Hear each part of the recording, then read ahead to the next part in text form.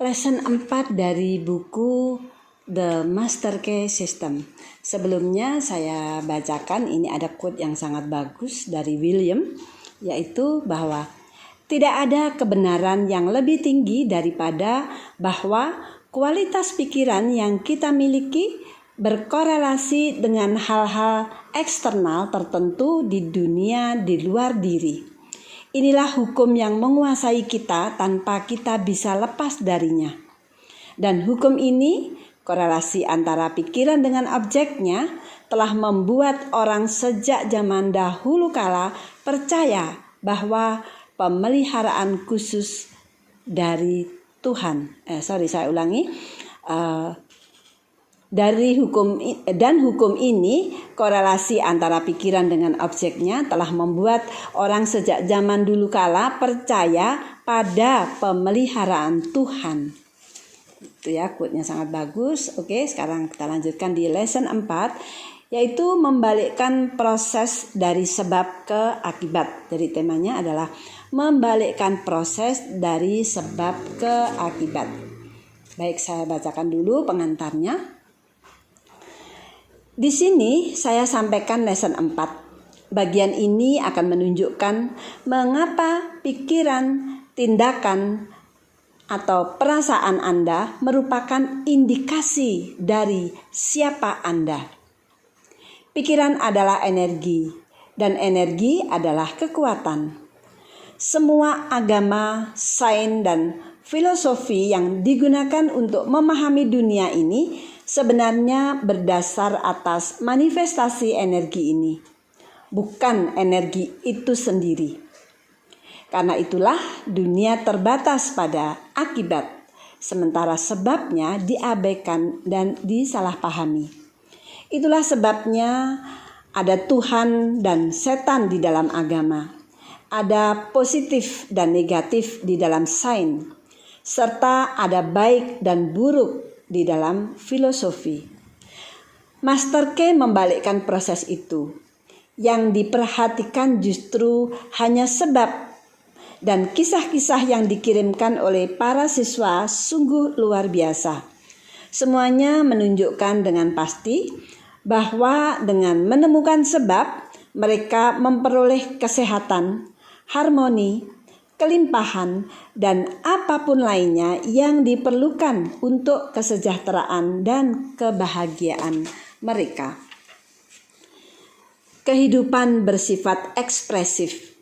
Merupakan tugas kita untuk mengekspresikan diri secara harmonis dan konstruktif.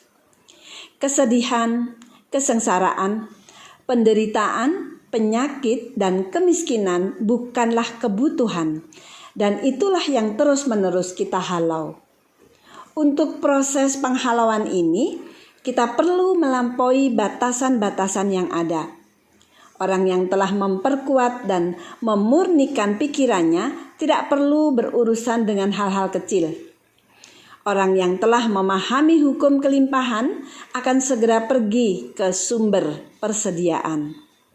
Dengan demikian, nasib, kekayaan, dan keberuntungan akan dikendalikan seperti halnya seorang nakoda mengendalikan kapalnya atau seorang masinis mengendalikan kereta apinya. Demikian pembukaan atau pendahuluan dari lesson yang keempat. Di lesson yang keempat ini kita akan belajar banyak hal ya tentang pikiran. Di sini ada 32 item pembelajaran yang akan kita bahas.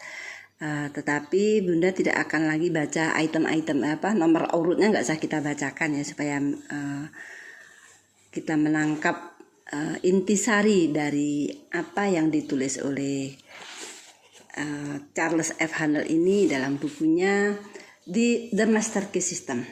Oke ya, kita mulai untuk mempelajari item-item pembelajarannya di lesson 4. Bagian aku dari diri Anda bukanlah tubuh fisik. Itu hanya instrumen yang digunakan oleh aku untuk mencapai tujuan. Aku ini bukan pikiran, karena pikiran pun hanya instrumen lain yang digunakan oleh aku untuk berpikir, bernalar, dan berencana. Aku ini pastilah sesuatu yang mengendalikan dan mengarahkan tubuh maupun pikiran. Sesuatu yang menentukan apa yang harus dilakukan oleh tubuh dan pikiran dan bagaimana caranya bertindak. Bila Anda sudah menyadari sifat sejati dari aku ini, Anda akan menikmati Anda akan menikmati suatu kekuatan yang belum pernah Anda kenal sebelumnya. Kepribadian Anda akan terbentuk dari begitu banyak karakteristik, kekhasan, kebiasaan, dan sifat individu. Semua itu merupakan akibat dari cara berpikir Anda sebelumnya yang sebenarnya tidak ada hubungannya dengan aku sejati, ya, sang diri sejati maksudnya seperti itu. Di sini penyebutannya sebagai aku gitu ya. Jadi kita di lesson 4 ini kita mulai ke dalam memahami tentang kekuatan dalam sang diri sejati kita. Oke ya, saya lanjutkan yang item yang keempat. Bila Anda katakan aku berpikir, maka si aku ini memberitahu pikiran apa yang harus dipikirkan. Bila Anda katakan aku pergi, maka si aku ini memberitahu tubuh fisik kemana ia harus pergi.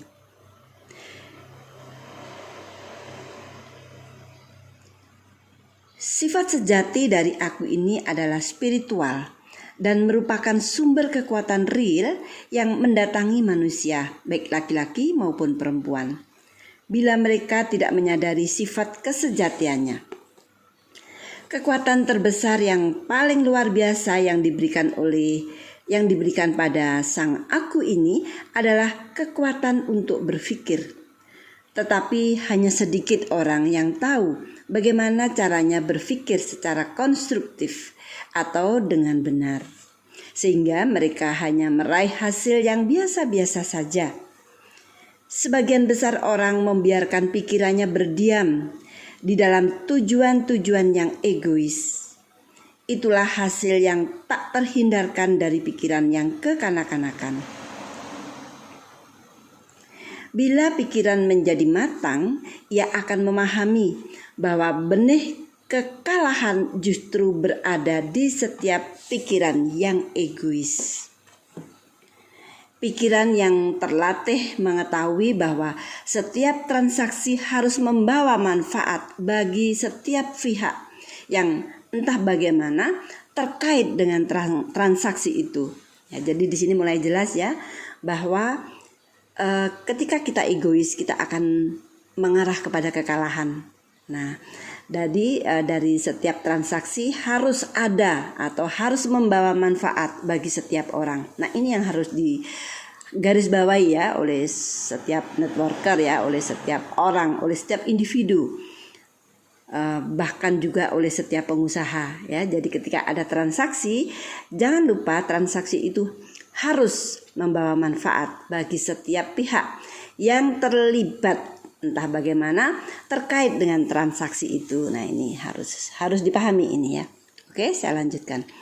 Upaya apapun yang dilakukan mengambil untung dari kaum yang lemah atau kaum yang bodoh atau yang bisa ditipu pastilah akan menghasilkan kerugian. Nah, ini juga pemikiran yang sangat luar biasa yang harus kita pelajari, bahwa upaya apapun yang dilakukan untuk mengambil untung dari kaum yang lemah atau kaum yang bodoh ya, atau orang-orang yang bisa ditipu, itu akan menghasilkan kerugian sebenarnya ya.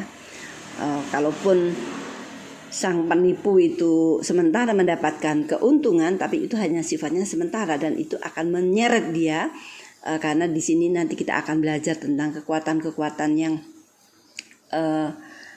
di titik lemah ya, istilah kekuatan penarik ke hal-hal yang lemah seperti itu. Oke, saya lanjutkan. Hal ini terjadi karena setiap individu merupakan bagian dari universal, suatu bagian yang tidak bisa bermusuhan dengan bagian yang lain. Justru sebaliknya, setiap bagian akan merasa sejahtera bila ia mengenali kepentingan dari yang utuh. Mereka yang mengenali prinsip ini memiliki keuntungan yang besar di dalam kehidupan. Mereka tidak kelelahan. Dengan kemampuannya mereka bisa menghalau pikiran yang berkelana. Jadi di latihan-latihan yang sebelumnya mereka tidak kelelahan. Dengan kemampuannya mereka bisa menghalau pikiran yang berkelana. Mereka bisa segera berkonsentrasi penuh pada subjek apapun. Mereka tidak memboroskan waktu atau uang untuk objek-objek yang tidak bermanfaat baginya. Jika Anda tidak bisa melakukan hal ini, sudah pasti sejauh ini Anda belum mengerahkan usaha yang dibutuhkan. Sekaranglah waktunya untuk mengerahkan usaha yang benar. Hasilnya akan persis sebanding dengan usaha yang dikerahkan.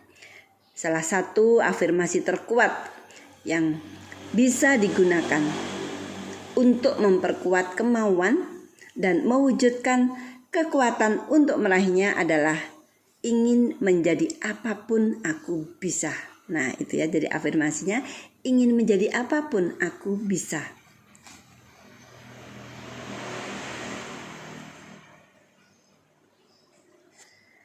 Setiap kali Anda mengulangi afirmasi itu, sadarilah siapa dan apa si aku ini. Berusaha untuk benar-benar memahami sifat sejati dari sang aku ini. Dengan demikian Anda akan menjadi tak terkalahkan. Tentu saja dengan syarat objek-objek dan tujuan Anda bersifat konstruktif, sehingga otomatis menjadi selaras dengan prinsip kreatif dari semesta. Ingat prinsip kreatif dari semesta. Gunakanlah afirmasi ini. Gunakanlah terus-menerus, pagi, siang, malam, dan sesering mungkin bila Anda ingat. Teruslah melakukannya sampai afirmasi ini menjadi bagian dari Anda. Bentuklah ini menjadi suatu kebiasaan. Bila hal ini tidak Anda lakukan, lebih baik Anda tidak memulainya. Psikologi modern telah menyatakan bahwa bila kita memulai sesuatu tetapi tidak menyelesaikannya, atau bila kita bertekad tetapi tidak menepatinya, maka kita membentuk kebiasaan gagal total. Gagal yang memalukan. Jika Anda tidak ingin melakukan sesuatu, jangan memulainya. Jika Anda benar-benar memulai sesuatu, pastikanlah untuk menyelesaikannya, sekalipun langit akan runtuh. Jika Anda memutuskan untuk melakukan sesuatu, lakukanlah.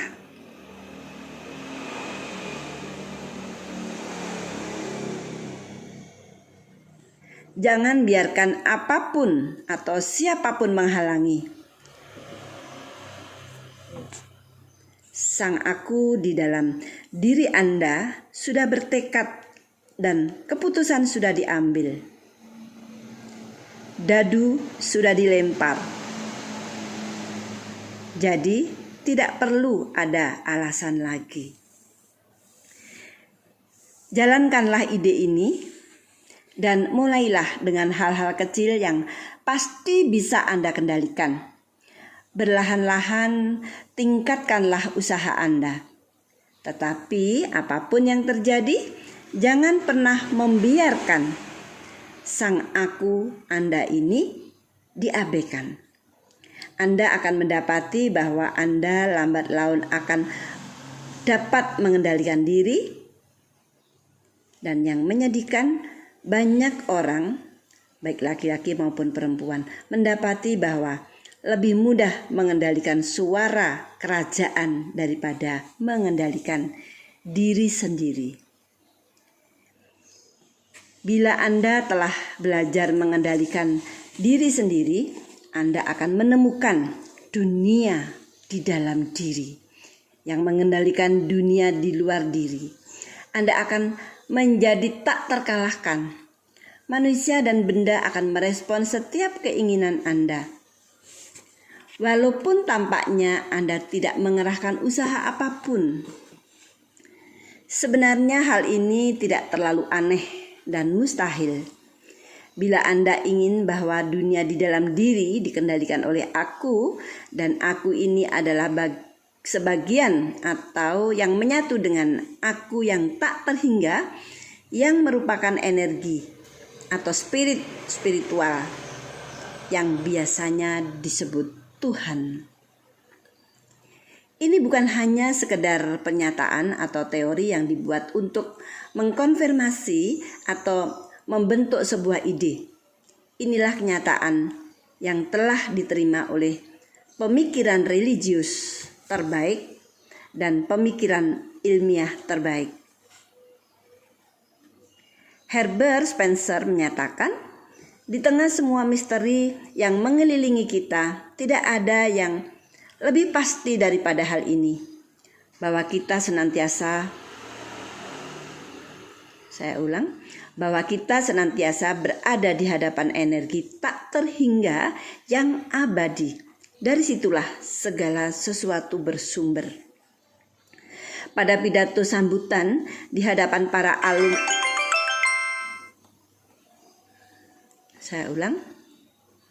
Pada pidato sambutan di hadapan para alumni Bangor Theological Seminary, Lyman Abbott menyatakan, kita kini sampai pada pemikiran bahwa Tuhan berada di dalam diri manusia.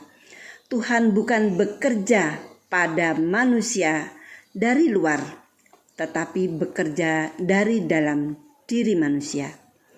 Sains melangkah sedikit lebih jauh dalam upaya pencarian ini, namun kemudian langkahnya terhenti. Sains menemukan energi abadi yang selalu ada, tetapi agama menemukan kuasa di balik energi ini yang terdapat di dalam diri manusia. Tetapi hal ini bukanlah penemuan baru. Alkitab menuliskan hal yang sama dengan bahasa yang sederhana dan meyakinkan. Tidak tahukah kamu bahwa kamu adalah bait Allah yang hidup? Disinilah rahasia kekuatan kreatif yang luar biasa dari dunia di dalam diri. Inilah rahasia kekuatan atau keunggulan. Menanggulangi bukan berarti hidup tanpa apa-apa. Penyangkalan diri bukan kesuksesan. Kita tidak bisa memberi kecuali kita memperoleh. Kita tidak bisa membantu kecuali kita kuat. Yang tak terhingga bukan kelemahan, sehingga kita sebagai wakil kekuatan tak terhingga tentunya juga tidak lemah.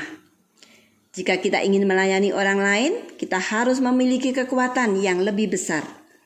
Tetapi untuk memperolehnya, kita harus memberi. Kita harus melayani. Ya, jadi ini harus digarisbawahi ya. Jadi kita adalah wakil Tuhan dan kita harus menjadi kuat supaya kita bisa membantu yang lemah.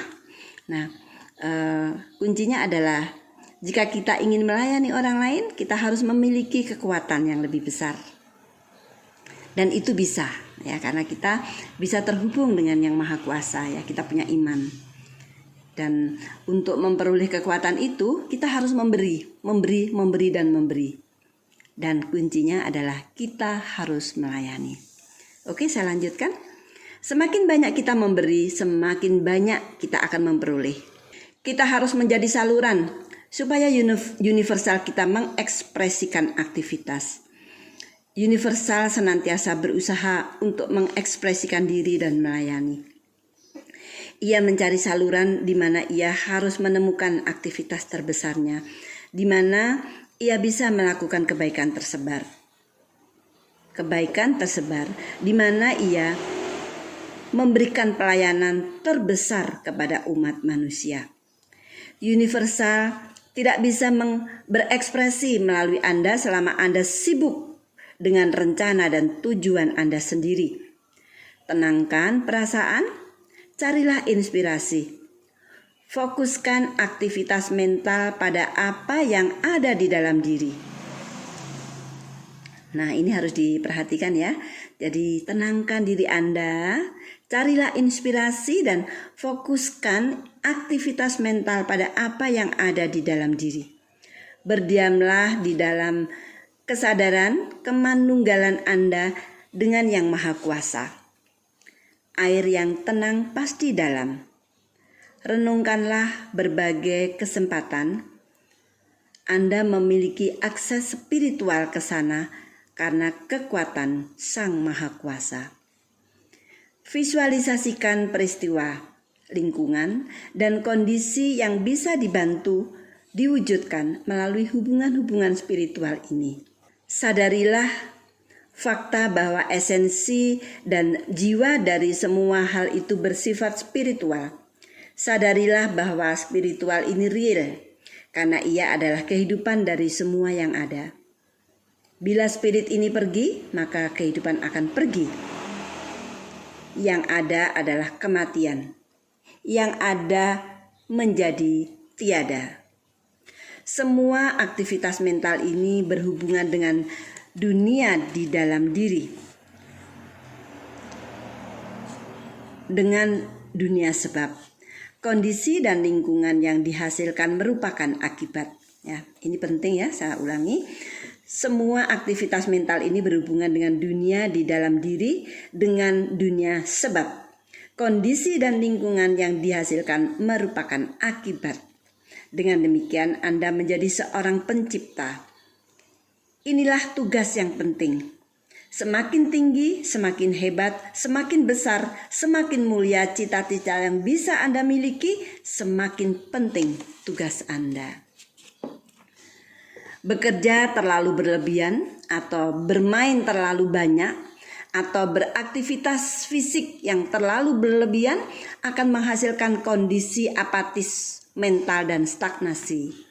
Kemudian Anda tidak mungkin melakukan pekerjaan yang lebih penting yang menghasilkan terwujudnya kekuatan sadar.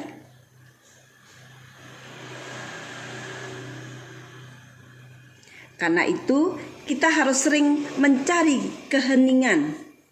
Kekuatan datang melalui ketenangan. Di dalam keheningan itulah kita bisa menjadi tenang. Dan ketika kita tenang, kita dapat berpikir. Pikiran adalah rahasia dari semua pencapaian. Pikiran adalah mode gerakan yang dilaksanakan oleh hukum getaran, sama seperti cahaya atau listrik. Pikiran diberi vitalitas oleh emosi melalui hukum cinta kasih. Pikiran mengambil bentuk dan ekspresi dari hukum pertumbuhan. Pikiran adalah produk dari aku spiritual. Karena itulah sifatnya mulia, spiritual, dan kreatif. Dengan demikian jelaslah bahwa untuk mengekspresikan kekuatan, kelimpahan, atau tujuan konstruktif apapun, emosi harus dilibatkan sehingga perasaan bisa melandasi proses berpikir agar pikiran dapat terbentuk. Sebagaimana tujuan ini bisa dicapai, inilah titik vitalnya. Bagaimana kita bisa mengembangkan keyakinan, keberanian, perasaan yang akan mengakibatkan pencapaian itu? Jawabannya adalah melalui latihan. Cara memperoleh kekuatan mental sama seperti cara mendapatkan kekuatan fisik, yaitu melalui latihan. Ketika berpikir tentang sesuatu, mungkin pada awalnya kita akan mengalami kesulitan. Namun, ketika kita kembali memikirkan hal yang sama, upaya kedua kali ini menjadi lebih mudah. Lalu ketika sesuatu itu terus dipikirkan berulang kali, hal itu akan menjadi kebiasaan mental. Jika kita terus-menerus memikirkan sesuatu yang sama, hal itu akan menjadi otomatis. Akhirnya, sesuatu itu selalu ada dalam pikiran kita. Kita sekarang merasa sangat yakin dengan apa yang kita pikirkan. Tidak ada keraguan lagi tentang hal ini. Kita yakin, kita tahu. Oke, pada bab sebelumnya saya meminta Anda untuk bersikap rileks, untuk mengendurkan otot-otot tubuh Anda. Jadi ini latihan yang berikutnya ya dari lesson 4 ya dari Charles F. Haanel. Kali ini saya meminta Anda untuk melepaskan beban dan tekanan mental yang Anda miliki. Jika Anda mempraktekkan latihan yang diberikan kepada Anda pada bab-bab sebelumnya selama 15 atau 20 menit setiap hari sesuai instruksi, Anda pasti akan merasa rileks secara fisik. Dan siapapun yang tidak bisa melakukan hal ini secara sadar dalam waktu cepat dan menyeluruh, ia bukanlah tuan bagi diri sendiri. Ia belum memperoleh kebebasan. Ia masih menjadi budak dari kondisi. Namun saya perkirakan Anda telah menguasai latihan ini dan siap mengayunkan satu langkah lagi, yaitu kebebasan mental. Minggu ini telah mengambil posisi seperti yang sebelumnya, yaitu hilangkan semua ketegangan dengan mencoba bersikap rileks. Lalu secara mental lepaskan semua kondisi yang tidak menyenangkan, seperti misalnya rasa benci, marah, cemas, cemburu, iri hati, sedih, sulit ataupun kecewa. Anda mungkin berkata, saya tidak bisa melepaskan semua hal itu. Nah, tetapi sebenarnya Anda bisa.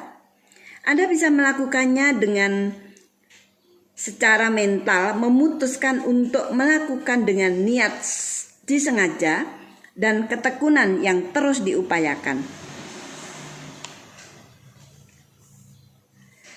Ada alasan mengapa orang tidak bisa melakukannya, karena ia mengizinkan dirinya sendiri untuk dikendalikan oleh emosi, bukan oleh kecerdasan berpikir. Kemauan yang dipandu dengan kecerdasan berpikir pasti akan menang. Memang Anda tidak akan berhasil ketika pertama kali mencoba, tetapi praktek akan membuahkan kesempurnaan. Hal ini berlaku untuk segala hal. Anda harus berhasil membuang, menghalau, dan sepenuhnya menghancurkan pikiran-pikiran negatif yang merusak dan merupakan benih yang terus-menerus tumbuh menjadi kondisi yang tidak selaras. Oke, demikian tadi lesson yang keempat dengan ada 32 item pembelajaran yang benar-benar harus kita pahami dan pelajari supaya kita pelan-pelan namun pasti menuju ke kehidupan, ke dalam kehidupan yang kita inginkan, yaitu kehidupan yang konstruktif, kehidupan yang semakin lama semakin baik, kehidupan yang senantiasa melayani, kehidupan yang senantiasa memperhatikan kebermanfaat bagi banyak orang. Oke, selanjutnya Bunda akan jawaban tanya jawab dari lesson keempat ini dari buku The Master Key System. Tujuannya untuk panduan studi Anda, ya. Apakah pikiran itu? Pikiran adalah energi spiritual. Bagaimana ia dilaksanakan? Atau pikiran itu bagaimana ia dilaksanakan? Yaitu melalui hukum getaran. Jadi ada hukum getaran, ya, ini hukum semesta, ya. Selanjutnya, apakah ia diberi vitalitas? Ya, melalui hukum cinta kasih. Bagaimana ia terbentuk? Yaitu melalui hukum pertumbuhan. Apa rahasia kekuatan kreatifnya? Rahasianya adalah aktivitas spiritual. Bagaimana kita bisa mengembangkan keyakinan, keberanian, dan antusiasme yang akan menghasilkan pencapaian? Yaitu melalui pengenalan pada sifat spiritual kita. Apakah rahasia kekuatan itu? Rahasia kekuatan adalah terletak pada pelayanan. Mengapa demikian? Karena kita memperoleh apa yang kita berikan. Ya, saya ulang ya. Karena kita memperoleh apa yang kita berikan. Jadi kalau kita tidak memberi, ya kita tidak akan memperoleh. Ini sudah menjadi hukum alam. Oke? Apakah keheningan itu? Keheningan adalah ketenangan fisik. Apa nilai yang dimilikinya? Ini adalah langkah pertama untuk mengendalikan diri dan penguasaan diri. Demikian tanya jawab dari lesson yang keempat. Semoga mudah dipahami dan kita bisa mengambil intisari dari pembelajaran dari lesson yang keempat ini.